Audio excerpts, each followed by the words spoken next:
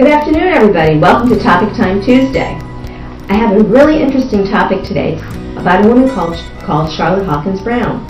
Last year when I was in North Carolina, I went into a museum, and in there was a display of historical facts about North Carolina and some of the influential people that had a mark in North Carolina's history. Charlotte Hawkins Brown. She was born in Henderson, North Carolina on June 11, 1883.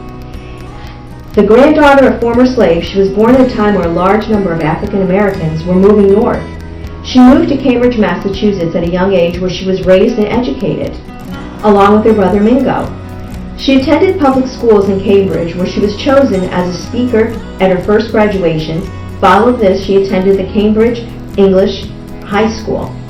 Though her mother was hesitant, Brown was dedicated to her education and chose to attend Salem North Normal School.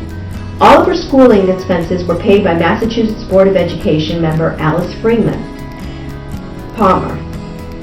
After that, they met by chance, and Palmer was taken back by Brown's dedication.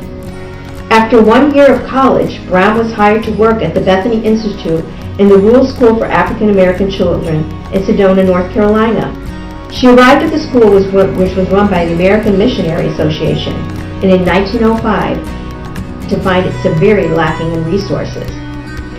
When the American Missionary Association decided to close the school a year later, she decided to create a school on her own.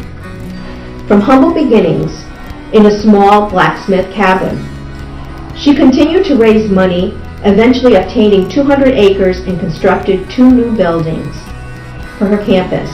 The school was named the Palmer Memorial Institute in honor of Alice Freeman Palmer, and was a day and a boarding school for African Americans. She worked tirelessly to create a safe haven for African American youth. She established the Palmer Memorial Institute Board of Trustees entirely of African Americans, and her institute served as one of the only schools in North Carolina to offer college preparatory programs. By the 1920s, the Palmer Memorial Institute was an established and successful boarding school attracting students from around the country, many of whom went on to become educators. Brown's attraction nation attention, her efforts, lecturing frequently at colleges around the country and receiving several honorary degrees.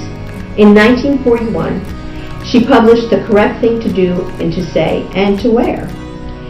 Committing many of her educational philosophies and maxims in print, she continued to run the school until she retired in 1952.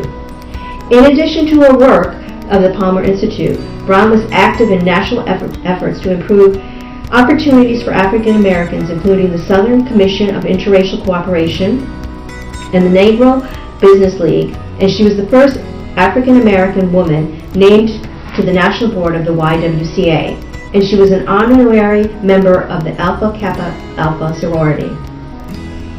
Her papers were also published at Radcliffe Institute for Advanced Study at Harvard University.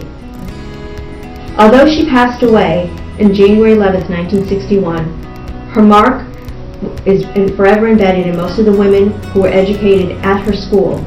She was a woman beyond her time, when a time where women and African women did not have the career opportunities or the opportunities to go to school. She offered them a safe haven and a safe education. If you want to learn more about Charlotte Hawkins Brown, you can look it up and go into these wonderful sites about her and learn more about her work. Thank you.